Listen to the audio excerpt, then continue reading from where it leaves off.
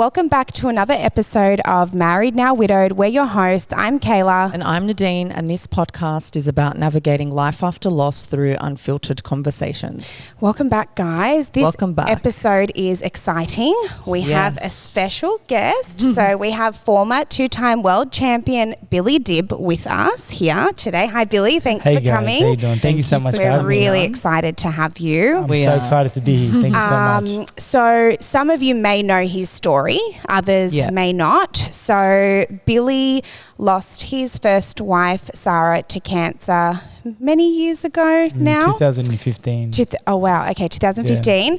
And then was recently diagnosed with cancer himself. But we will let you talk about your story. Yeah. First thing I want to go into is about Sarah. So how did you guys meet? I want you to talk a little bit about her journey, her being diagnosed, a little bit about that. I mean, look, meeting Sarah was something that. So my sister Sabrina was engaged to Sarah's uncle. Oh, okay. This was years ago. Right. And at the time when my sister was engaged to her uncle, Sarah was 13 years of age. I read that in your book. Yeah. Wow. And I was like 21. Okay. Right, I was 21. I never thought anything of it. I never even gave it any thought. She was cute. She was a little cute girl. Yeah.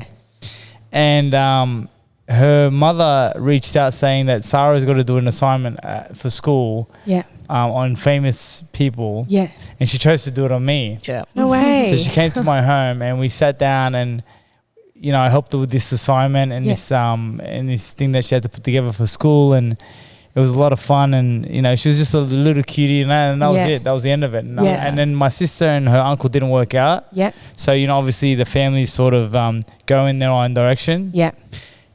And then when I was like 26, going on 27, my cousin Hayat rings me and is like, "Are you seeing anybody?" And I was like, "No, why are you asking?" I'm single. And she's like, "I got the perfect wife for you." And I was like, "Do I know her?" She's like, "You know her." And I'm like, "If I knew her, do you not think I would have exercised that idea?" Yeah. She goes, No, you don't know her like that. She goes, "Do you remember Sarah Salim?" I'm like, "Yeah, she's like 13, right?" And she's like, "No, she was 13. And she's like, "Why don't you?"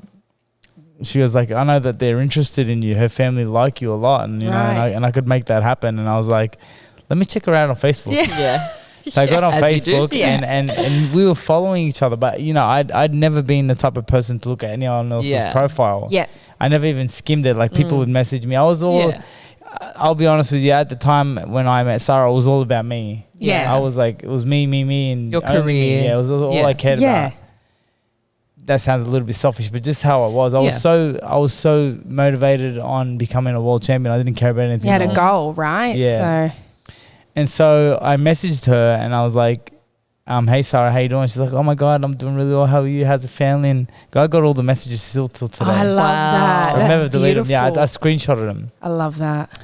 And so I was like, "Listen, is there any truth that you might be interested in getting to know me?" She's like, "It depends who's asking." And I was like, we just answered the question. She was only 19 at the time. Wow. And I was like, "Do you mind possibly catching up for a coffee?" And she's like, "Would you mind asking my dad for permission?" And I was like, "I could do that. I could definitely do that." And so her father, he's a travel agent. And in the past, I'd been stuck in like America and stuff. I'd rang him and he'd got me out of America a few times. Oh, wow. Yeah. Yeah. So we had a relationship, but I never broke that kinship with him, you know what I mean? So I rang him and I was like, "EB, how you doing?" He's like, "Oh, it's so good to hear from you. Where are you stuck now?" And I was like, "No, I'm not stuck anywhere." I said, "I'm ringing you up for something far more embarrassing than that." And he goes, "What is it?" I said, "Look, I don't know how to tell you this, but I'm interested in getting to know your daughter." And he's like, "Are you kidding me? That's fantastic news." Oh, nice. He was so accommodating.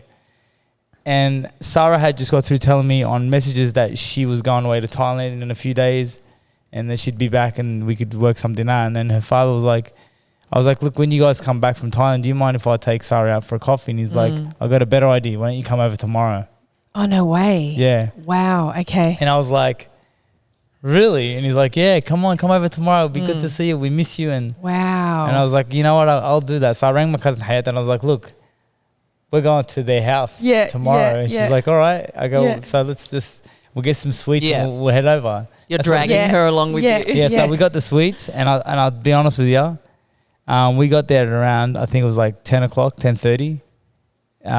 Lunch turned into dinner, and we were still there. Wow. You know what I mean, wow. it was like, and I remember Sarah's family home was this really nice home in Cronulla, and they had these spiral stairs that came down. And I remember I was one of those people. I wasn't really into the whole makeup thing. And, I was like, I just loved the girl that was like really relaxed. Natural, yeah. Exactly. And Sarah was this little blonde girl who had ocean blue eyes. And I'll never forget, I was sitting down and I could see her coming down the stairs, and she was wearing a pair of shorts, no slippers, no socks. Yeah. She had this sloppy t-shirt on. It's really casual. Like casual as, and her hair was like soaking wet, like she just got out of the shower. Yeah.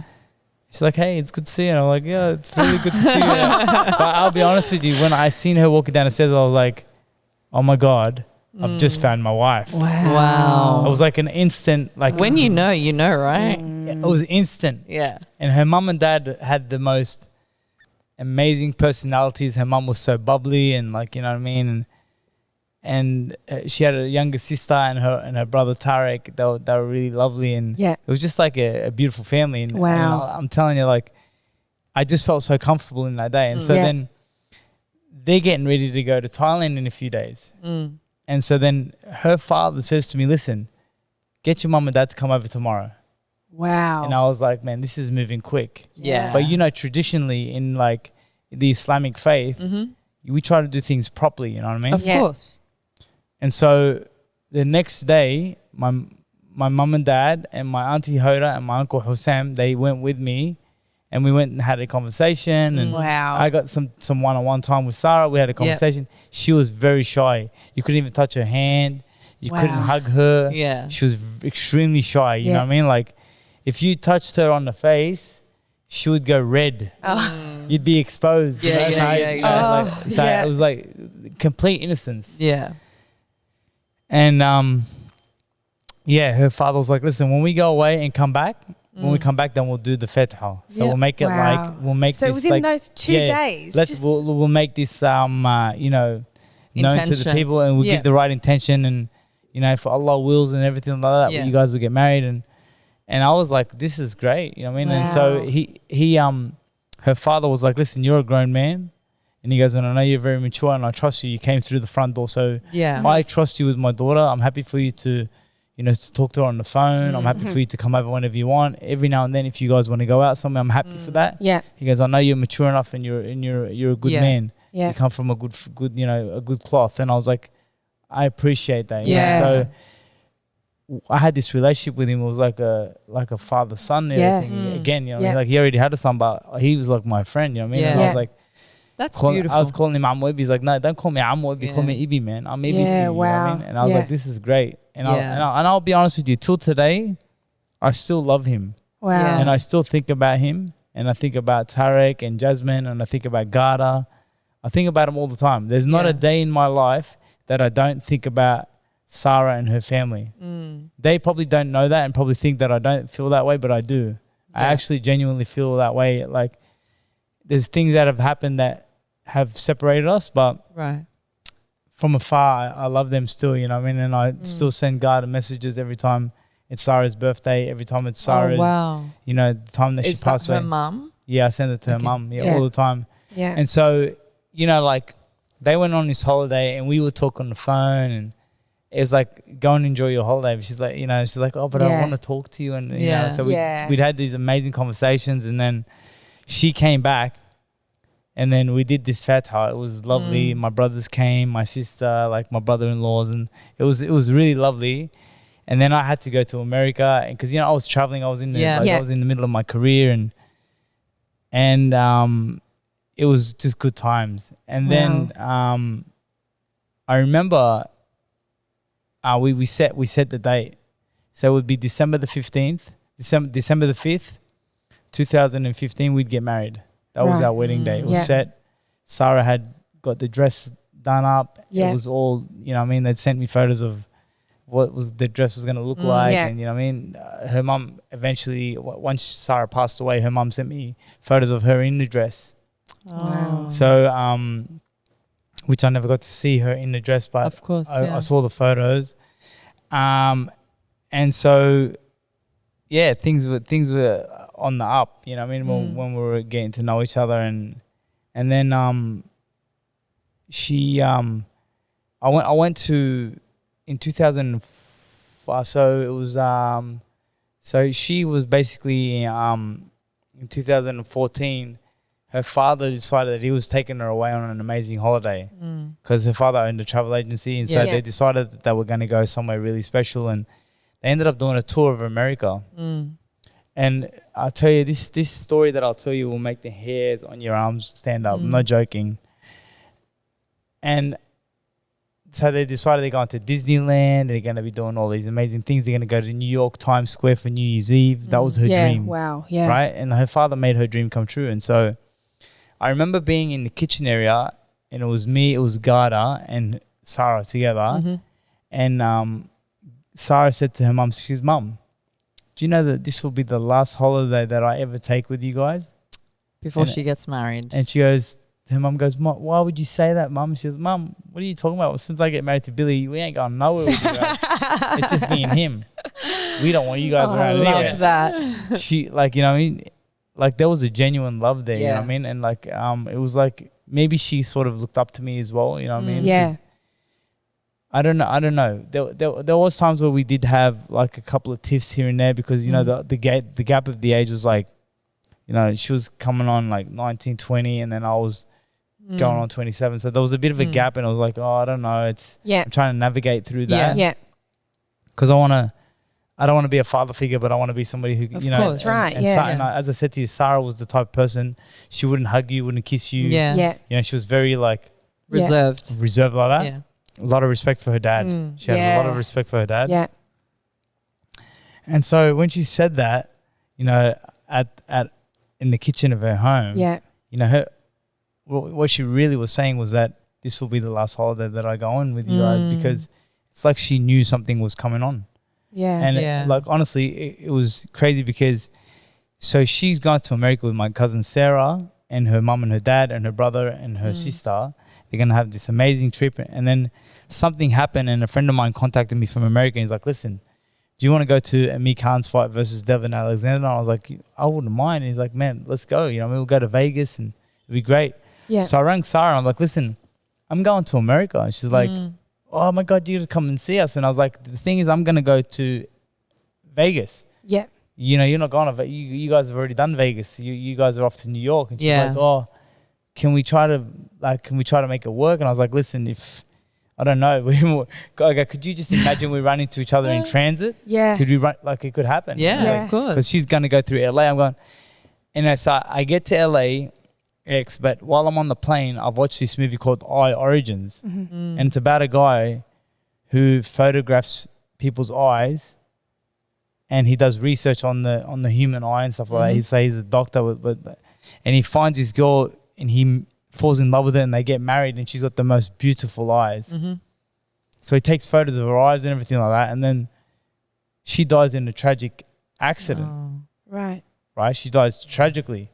And this is the movie that I'm watching. Yeah. And I'm thinking to myself, when I see Sarah, the first thing that I'm going to do is ask her to take photos of her eyes. Yeah. Wow. I know she's going to ask me why. Yeah. So you would believe, I'm in LAX airport, and I'm walking through the airport, and I see my cousin Sarah from afar, and I'm like, this can't be right. And they were together. Yeah, I go, this can't be true. Yeah. And I was like, Sarah, and she's like, yeah, and I'm like, oh my God. Oh my God, we've run into each other in transit. Yeah. This is crazy. Yeah. How many hours? Like, do you guys have time? They're like, yeah, we've got a couple of hours. And I was like, me too. Yeah. Oh, wow. And so we started talking, and I told Sarah, I said, Sarah, I need to ask you a question. Yeah. Don't get weirded out, but can I take some photos of your eyes? And she's like, why? And I'm like, I've just watched this crazy movie on TV on the plane called Eye Origins. You got to watch it. Okay, it was so amazing. And I have to take pictures of your eyes because I want to have them forever. And she's like, okay. And so I took photos of her eyes. Wow. I'm not joking. Wow. And I've still got them in my phone till today. Wow. And so so we said goodbye and everything, hugged it out and everything like that. And she got on a plane with her family and they went on their journey and I went on to thing. So we get back to, eventually we get back to Australia. Everyone's back in Australia. She's back home. Everything's going really good. And then I'm fighting Takashi Miura for the WBC Championship of the World. And it's on March the 5th, 2015. It's the same day as Floyd Mayweather versus Manny Pacquiao. Okay. That's a big fight. Yeah. But it's not on the same show. It's in a different region. I'm in Japan. And I ended up suffering a really bad loss. Okay. Like I was winning the fight, but I went there with a few problems. I had a broken hand and a broken rib cage. I went into the fight with that. Yeah, exactly. And so when I lost in the fashion that I lost, she was frantic. Right. Like I got on the phone to her and I was like, "Listen, you just got to calm down. These things happen. Don't worry. It's okay." I said, "I'm not even worried about boxing anymore. Like, you know what I'm worried about now? We're gonna get married, have kids. We're gonna have the best time. Like I said, don't even stress. It's all good. If I don't box another day in my life, it's okay. As long as I'm with you, I'm fine with that. Wow. And so when I came back home, things were, pretty good and whatever. And then we had a bit of a tiff. We had a bit of it was our first real argument. We argued about a few things, and I remember vividly saying to my mum and dad, saying, "You know what? I don't think this is gonna work. I think the age gap is the problem." And my mum and dad were like, "Well, listen, why don't we bring her mum and dad over and we can have a chat with them?" So her mum and dad came over, and my intention was to tell them that I think we need to press pause because I don't think this is gonna work out. I think the age gap is not working out. You wouldn't believe it. They're sitting directly in front of me, and my dad's telling them that my son has a few things that he wants to say to you guys, and I couldn't get the words out. Really? I couldn't get the words out, and so then I was like, I excused myself twice. Right. Twice I went to the bathroom. I washed my face. I said exactly what I needed to say to the mirror. I walked out, and then I couldn't say it again. It's like my tongue was stuck. Yeah. And so in the end, I was just like, look, I really love Sarah. And and I just want to sort this out, and I just want to move forward with her. So I remember we wrapped it up, and that was the end of it. And they told me that Sarah really adores me and all that stuff. And so the next day I rang Sarah and said, "Sarah, listen, do me a favor. What happened yesterday and what happened the day before and the day before is in the past. I don't want to talk about it anymore. Moving forward, when it's just you and I and no one gets involved, we have the best time. Yeah. So let's just be you and me, you and I together, and forget everything else around us. Let's just chill." Yeah. And she's like, "I agree." Yeah. And so a few days after that, she says to me that, "Remember I told you about this lump on my neck?" I said, "Yeah." She goes, "It's reappeared." And I'm like, "What do you mean?" She's like, "It's come back." And I was like, "Maybe we should get it checked." And she goes, "Man, I'll talk to my mum. We'll see what we can do." And so her mum organized an appointment with this clinic that was in Miranda. And it was like, her Sarah's father was all about like, "Listen, Billy, you got to be the man and you got to turn up and you got to be there for things." And I was like, "Yeah, absolutely." You know what I mean? And at that time I was like, I wasn't really training or anything like that. So I was just, because I was coming off a bad loss and I was just taking some time out. So I went with her to the clinic, and they checked it for her, and they said, "Yeah, look, we'll take a biopsy." So they did like a little cut that took the biopsy, and then we left. And he told her, I said, "Look, it's just, your lymphs might be just a little bit swollen, and but we'll just check it out. It should be fine." So I got in the car and drove home. My mum and dad live in Greenacre. I was still living in Greenacre with my mum and dad. Yeah. She lives in Miranda, in Cronulla. And so then the clinic rings her back and says, "You got to come back to the clinic." And she's like, "Is everything okay?" And they're like, "Yeah, we'll talk to you when you get here." So she rings me and says to me, "Bill, they've just called me to come back." And I was like, "Wait for me." And she's like, No, I got to go. And I'm like, "Listen, trust me, wait for me." Yeah. She goes, "What do you think they're going to tell me, that I've got cancer or something?" And I was like, "Sarah, please, don't joke about these things. Yeah. Please." And she's like, "No, don't be silly. It'll be fine." And then her mum got on the phone, guard, and I was like, "Listen, Billy, it'll be okay. I'm going to be with her. It's no problem. I'll ring you if there's anything." Well, then about an hour later, she rings me and I'm at home. I remember I was talking to my mum. I was like, my mum was directly in front of me and I'm sitting down on the couch and I get this phone call and it's Sarah. I'm like, "Hello?" And she's like, "Hey, Billy." I'm like, "Yeah." And she's like, "I got some really bad news." And I'm like, What are you talking about?" She goes, "Are you sitting down?" I'm like, "Yeah." "Why, what's up?" And she's like, "I've got cancer." And I'm like, "No, you don't." She goes, I've got cancer. And I'm like, no, you don't. She's like, I do. And then she just burst into tears, and I was like, oh my God, this is real. Mm. And then her mum got on the phone. She's like, Billy, can you come and see us? You know, I was like, oh my God, I'll be there. I'll be there as quick as I can. I'm coming right now. Yeah. And I remember my mum was standing directly in front of me, and I go to my mum, Sarah's got cancer. And my mum slapped her face, and she was like, oh my God, she's going to die. And I was like, why are you saying that? Yeah. Yeah. That's not what you want to hear, And I right? go, Mum, why are you saying that? She goes, Mum, she's a young girl. She's not strong like that. You know what I mean? And then I remember getting in the car and driving to her home. And I tell you, it felt like a lifetime. Yeah. The drive from Greenacre to her home, it felt like a complete lifetime. Yeah. I went through my whole life. I fast forwarded through everything. Yeah. All the arguments. Like, it was like everything in my life was like, it just went, I like, it was just paused. Yeah. I was confused, and I was thinking about my uncle Haysam, who'd passed away from cancer himself. And I didn't know what kind of cancer she had. I wasn't sure. I didn't know. And my uncle Haysam died from leukemia. Well, it turned out that Sarah had leukemia as well. Right. And so I got to her home, and I remember getting there, and you know, it's still not permissible for me to like hug her and that. Of course. Yeah. But I remember seeing her sitting down on the floor, and she was crouched up in front of the heater. It was a cold day. And I was like, stand up for a minute. And she's like, just stand up for me for 1 minute, please. I got to tell you something. I'm a fighter. I fight. And I win. And this is one fight that we cannot lose. We're going to win this fight. Yeah.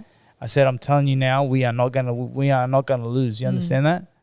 And I was like, give me a hug right now. And I'm take this energy that I have, because, you know, I'm with you in this. We're going all the way, you know what I mean? And I'm like, it's going to be a long fight. It's a 12-round fight, but this is round one. It's pick the wrong opponent, you know? And so I tried to be that motivating factor. And I remember that night when I got home, she sent me this long text message about how blessed she is to have me in her life. And I feel like the time that we found out she was sick, from the time they found out to when she passed away, me and her had the most amazing journey. Yeah. It was like a journey of no other. And I remember... You become closer, right? It was a Thursday, and her father and I and her mother, we went to the clinic with her, and she was being, she was being assessed by a doctor by the name of Dr. Hertzberg. And Dr. Hertzberg did the assessment, and he gave us the protocol of what's going to happen. And Sarah's going to be an inpatient, which means she'll be staying in the hospital because she has an aggressive cancer. So we need to fight it and fight it hard. And then he says to her, he goes, I need to tell you something. This will be an uphill battle, but you are young and strong, and you will get through it. I have no doubt that you will get through it. So I remember we left there, and I mean, we were all feeling like pretty positive. You know, her mum had chosen this doctor. Yeah. She had done her research, and she had chosen this doctor. Yeah. And it was in Norwest Private Hospital that we went to see him. And so we left, and but as soon as we got in the car, me and Sarah were sitting in the back seat. I said to Sarah, we got to get married. She's like, yeah, inshallah, when I get better, when my hair grows back. I said, no, forget that. We need to get married ASAP. And then her dad's like, look, I don't want to talk about this right now. And I was like, listen, I do want to talk about it. And he's like, look, Amul, do me a favor, please. Let's talk about this tomorrow, you and I. Okay? So he rang me and said, listen, go to the prayers tomorrow. When you finish from the prayers, come and see me in the office. Yeah. I remember going to the office, and you know, like, you never forget these things. Yeah. No, I remember walking in, and I sat with him, and he closed the door, and he's like, look, Sarah's, you know, since I've met you, all you've ever talked about is wanting to have kids. And he goes, there's a chance Sarah will never have kids. So I said, what are you suggesting? He goes, look, maybe it's a good idea for you to just move on with your life. And I said, listen, let me tell you something right now. I'm never leaving her. And I go, the only way that I'm going to leave her is if one of us dies. And I go, and guess what? If we don't have kids, it doesn't matter. We'll adopt. There's a lot of kids out there that need to be adopted, and I'll do that happily. Yeah. And he goes to me, you're a hell of a man. He goes, what kind of a man are you? Look at you. And I was like, listen, I love her. You have no idea. Yeah. I adore her, you know? And I go, and could you imagine now I decide that I'm going to pull the pin on her? What would that do to her? Yeah. I go, love heals. Yeah. Okay, and let me tell you, I said, I need to be able to I need to get married to her because I need to be able to hug her. I need to be able to kiss her. Yeah. I need to pick her up when she needs to be picked up. And I go, so please just do that for me. And he goes, you know what? I commend you. You know what I mean? You're an amazing human being and whatever you want. And I was like, well, can I marry her? He's like, you have my permission. Yeah. He goes, why don't you go and ask her? So he was in Caringbah. I drove from Caringbah to Cronulla, and I walked into the home. Her mum answered the door, and I was like, I need to speak to Sarah. And Sarah was inside, sitting next to the heater again. And I said, I need to ask you a question. She's like, what is it? And I said, would you marry me? She goes, I will when I'm better. And I'm like, no. Would you marry me this weekend? She's like, what are you talking about? I was like, I've just gotten your dad's permission. He said yes, and I'm asking you a question. Would you marry me? She goes, yes, I'll marry you. Wow. So, you know, and I already had her wedding ring and everything all set up and everything like that. It was all done. Yeah. And so we didn't have the wedding dress, but we did a ceremonial wedding the following, the 2 days later, which was on a Sunday. Wow. My mum and dad, so I rang my dad and I told him, listen, I'm going to marry Sarah on Sunday and I need you to help me organize it. And he's like really proud of me and stuff, you know. So him and my mum and everyone rallied together. They got all the sweets and they did all these beautiful things and set up the house and flowers and they made it so amazing, you know. And we had this ceremonial wedding. We tied the knot and whatever, and then that night her and I went out for a dinner, and then we just went back home. Yeah. I dropped her off to her parents' place. I went home because the next day I had to fly out to America. Wow. And that's probably the biggest regret that I have. Yeah. Because I was still chasing my boxing career. Yeah. And what I'd done was we got married on a Sunday, and then the next day on a Monday I had to fly to America for 7 days. Yeah. And then when I come back, she was going to be in hospital for the first day. Right. So I went to America. We talked on the phone. We exchanged these amazing messages. I'm sure you read some of the best messages in the book. One of the nicest messages I got from her was truly amazing. Yeah. Still have it in my phone till today. I love that. I love that you've kept that. Yeah, I don't listen. I'd never let go of anything like that. You know what I mean? And so, I went to America. I got back, and then the minute that I got back, I got off the plane and I went straight to the hospital. And I got there just in time as they were doing her lumbar puncture. So I walked in. I was able to hold her hand. Yeah. Let her know that I was there for her. We're gonna go through this together. And so for the next 2 months and 10 days, I was in the hospital with her every day. Wow. There was not a day that I wasn't there. I was there every single day. And if I wasn't there for the whole day, I was there for the majority of the day. Yeah. We played board games. We played card games. We watched movies. Yeah. I remember we watched Snorbit. Yeah. That was one of her favorite movies. We watched it on repeat a few times. We had a laugh. And then, I remember one day I was at the hospital and she was like, I don't want you here today. And I was like, that's strange. I said, I've been coming every day. I said, I don't have to be anywhere. And she's like, no, but I don't want you here today. And I'm like, but what have I done something? She's like, no, but I just want you to leave. And I was like, I don't understand. Like, why? Yeah. She goes, if you don't leave, I'm going to call security. And I was like, you're not going to do anything of the such. I've done nothing to you. She's like, leave. And I was like, all right, let me call your mum and at least let your mum come and stay with you. Yeah. And so she was okay with that. And so I rang her mum. I'm like, God, look, she doesn't want me here today. And I've not done anything to her, not argued, nothing, but she just doesn't want me. Don't know why, yeah. So I left and I went to, because I used to be an ambassador for the St. George Dragons. Right. And she was like, go and do your job. And the Dragons were playing. I'm like, I'm not going to the game. Yeah. Yeah. I go, if anything, I'll watch it on TV. She goes, well, go do that. And I'm like, I ended up at my brother Emad's house. And my cousin Riyadh was there with me. And so the game finished. I got in the car. My cousin Riyadh got in his car behind me. And we're driving. And then my phone rings and it's Gada. And she's like frantic. And I can't understand anything she's saying. But she's telling me that, come to the hospital ASAP. Something's happening to Sarah. She's having a seizure. She's going to die. Oh. And I was like, what are you talking about? So I just pulled the car over. My cousin pulled over behind me and I was like, cuz I can't drive. And I'm like shaking. He's like, what's going on? I go, apparently like something's happened to Sarah. I go, can you take me to the hospital? He's like, yeah, get in the car quick. So I got in the car and we must have arrived there in like 20 minutes from Concord to RPA. Yeah. And when we got there, Sarah was in like the intensive care unit. Yeah. And I walked in and here was this girl who was nearly 21 who was acting like a complete child. like her, whatever had happened to her, the seizure she had affected her in a way where she had gone from being like 20 years old to like 6 years old or 7 years old. Wow. And Sarah never she never drank acidic drinks. And all of a sudden she's like, get me a Pepsi.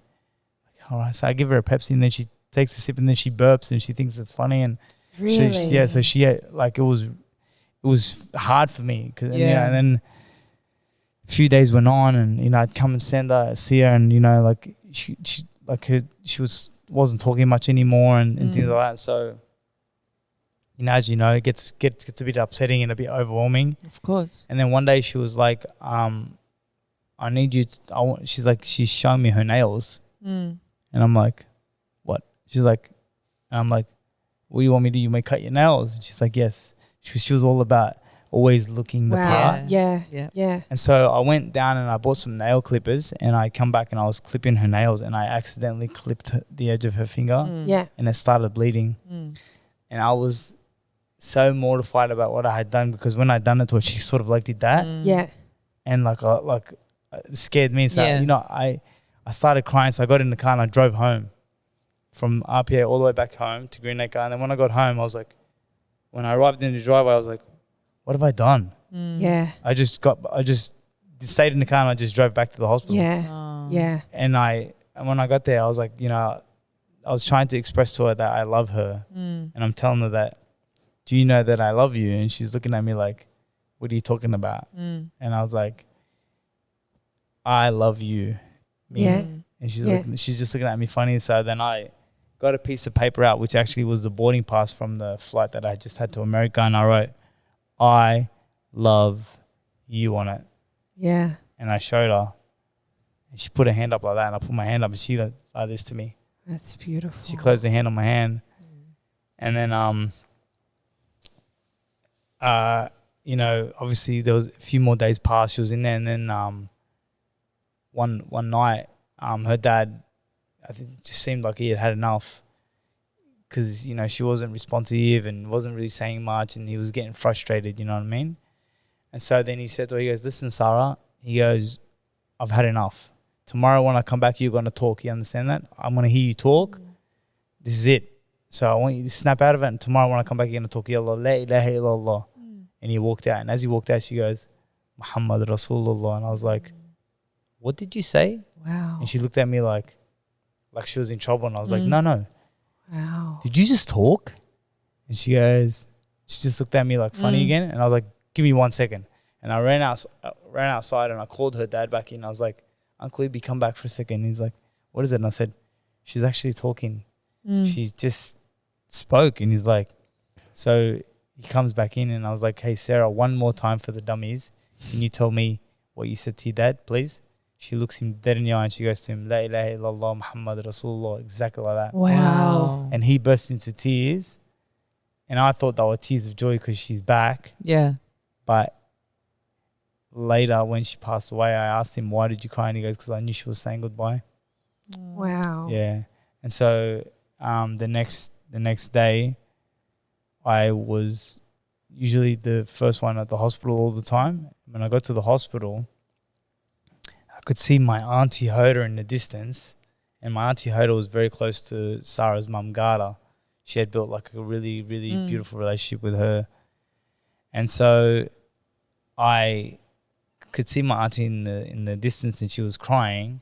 So I started running towards the ICU ward. Yeah. And I knocked on the door and they wouldn't open the door. So I started hitting the door really hard. And then next thing you know, the lady answers, she's like, I can't let you in, sir. And I'm like, listen, my wife is in there and I'm going to come in. She's like, she's not here. She's not in here at the moment. She goes, I promise you she's not. And then next thing you know, I'm on the floor. Somebody's got me in a chokehold and put me to the floor. And it was my brother, Muhammad, that pinned me down because I was obviously very frustrated and angry. And so he's like, calm down for a second. He's like, listen, she's all right. She's okay. Trust me, she's fine. I said, what are you doing here? What's going on? You know, like, because you start getting confused. Why is everyone around? I'm getting that's confused. right. Yeah. And then he said to me, look, she's had another seizure. And they've put her to bed. They put her to sleep. So she's been put into a coma. And I'm like, no, what are you doing? What are you talking about? You know what I mean? And then they wheeled her back, and as they wheeled her back, I seen her, and she had this like tube in her mouth and all this stuff and all these monitors and that, and I was like, this is not good, you know.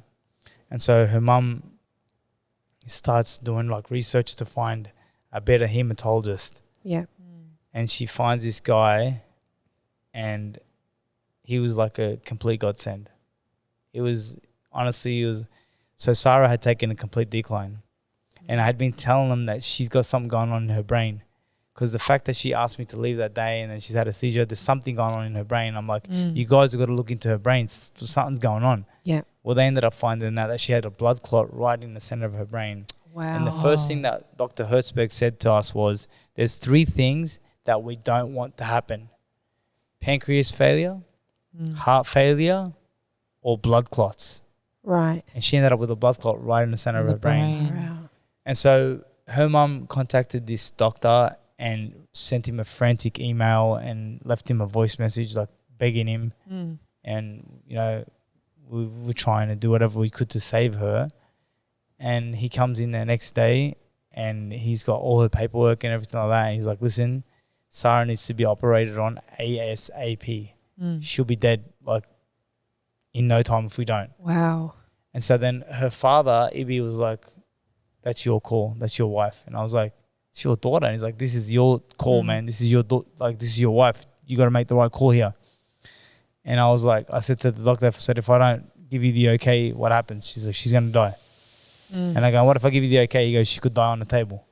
So either way. Yeah, so he goes, I need you to sign a waiver. He goes, because this is a really, really touch and go operation. He goes, but I'm going to do my best. And it was Friday. And so we signed the waiver, and we went down to the prayer place. We just sat down and just prayed and asked God to just spare her, you know, please God, spare her, you know, give her another chance. And then in the afternoon, we went back up to talk to the doctor, and he was covered in like he had blood on his shirt and everything like that. And obviously with, you know, like the doctor's thing. And he goes, good news is I've saved her, and she'll be back in a few days. And I was like, this is amazing. He's like, okay, what was the situation? He goes, she had a blood clot right in the center of her brain. I was like, oh my God. I go, what did you do? He goes, I put we fed something through her nose, and we had to go in very, like, it was a very, like, strategic operation. But the good thing is she's done, she's alive. And so she's supposed to be coming back, but she just kept on declining. And then anytime he goes, I don't want you to be,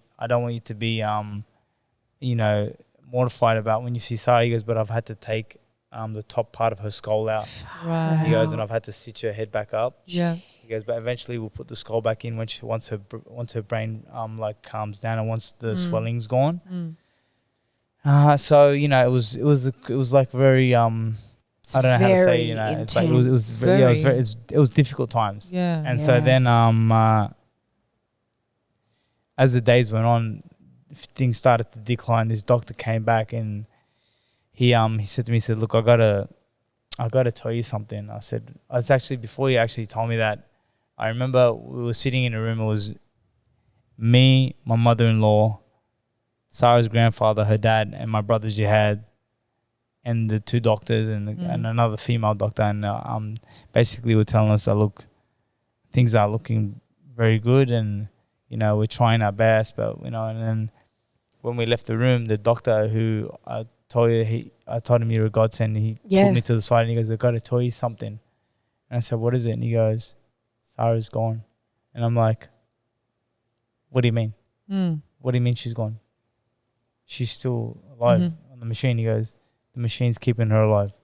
She's brain dead. And I go, how did that happen? How? And he goes to me, I need to show you something. He goes, have a look at this. And he showed me a folder, and he showed me what the color of a brain looks like when it's healthy. And he goes, have a look at the scans that we've done for Sarah's brain. Each scan that we've done has gotten darker and darker to the point now where it's dark. And he goes, she's brain dead. Wow. And he goes, and even if she wakes up, she'll be a vegetable. You'll be looking after a vegetable. Wow. And I'm sure you don't want to do that. You don't want her to live like that. And I was like, I can't tell her mom and dad that. Yeah. I can't So you were the first to know that. Yeah, I was the first to know. I was like, I can't tell them that. They're living on hope. Yeah. And again, you've just taken my hope away from me. And he goes to me, I had to be honest with you, you know? And so I remember leaving the hospital that night and trying to hold it together. And when I got home, I cried on my mum's lap like a little kid, you know?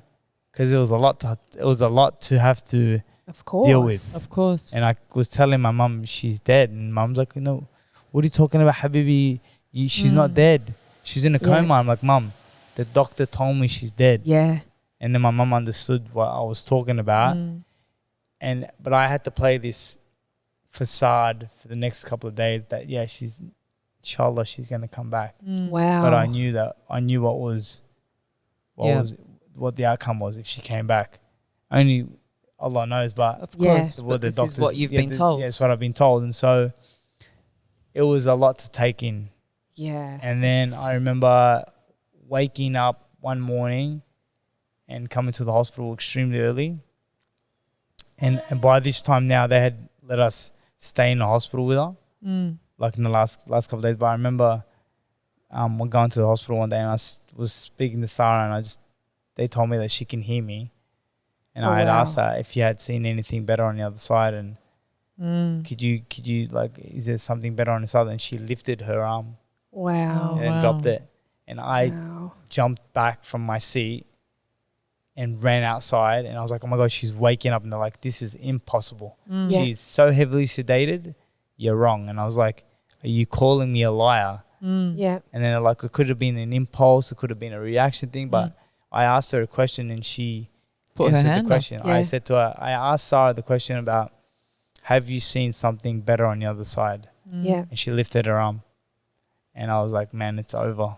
It's definitely over, you know. Can't and so believe that. I remember, you know, the final day we were all at the hospital. The hospital was packed. All my relatives were there, my friends, a couple of cousins, Sarah's friends and stuff. But Sarah's father wouldn't let anybody in to see her. Only me, her mum, and like, you know, a few people basically you could count them on your two hands. No one was allowed in. My mum and dad were allowed in, but my mum was not very strong. She couldn't handle it. And so, and my mum's a very strong lady, but my mum couldn't see that happening to such a beautiful soul, you know. And so, and young as well, and young, right? And so I remember laying some towels on the floor and making like a make-believe bed and putting some pillows and stuff. And I remember laying down and her dad was reciting Surat Yasin. And I remember the Quran, they had Abdul Basit playing in the room, and I was laying down on the floor and I had my hand up holding her hand, and I must have like slept. I've fallen asleep. And so then the nurse, I don't know if it was a micro sleep, I can't tell you, I don't know. It could have been a long sleep or a micro sleep, but I was just so tired and exhausted. And I was actually telling her, please just leave. Just leave, you know, like if you feel like it's time, just leave, you know. And so the nurse woke me up and said, Billy. And I was like, yeah. She's like, wake up. She's about to leave. And I remember like waking up and and just, it was a very emotional time. Like her mum and dad were crying and her grandfather, and you know, and then obviously I was crying as well and stuff like that. And then I remember the monitor that they put on your finger that's red, it turned off, and then I moved it to the next finger and it turned back on. Then I moved it to the next finger, and then she finally flatlined. Wow. And the minute she flatlined, I didn't want to touch her anymore. I was like, I was sort of scared of her. I was scared to touch her anymore. I didn't want. Why were you scared? I don't know, I don't know what happened. She turned porcelain white. Like when I say porcelain white, I mean she looked like a toy. And her mum was saying things like, my daughter's an angel. Give her a hug, Billy. My daughter is an angel. Look at my angel. And it was like, obviously she was going through what any mother would go through. Of you know course. what I mean? Like I can never hold anything against them. No. Yeah. And so, but I don't know why I I kissed her on the forehead and that was it. I couldn't hug her anymore. Was that the first time someone had passed in front of you? Yeah. Okay. Yeah. I'd seen my grandmother back in the days when I was 17 have a heart attack and collapse, and basically, but they brought her back. And I remember being hysterical at that time, but like this was the first time that I'd seen somebody die. And my cousin rang me just before she died, and he's like, Bill, you got to leave the room because her soul won't come out. Yeah. She doesn't want to hurt you. And I said, but I need to tell you something. He goes, what is it? And I said, Sarah told me a few weeks ago that she wasn't going to make it. And she asked me, she begged me saying that, don't leave me until I leave.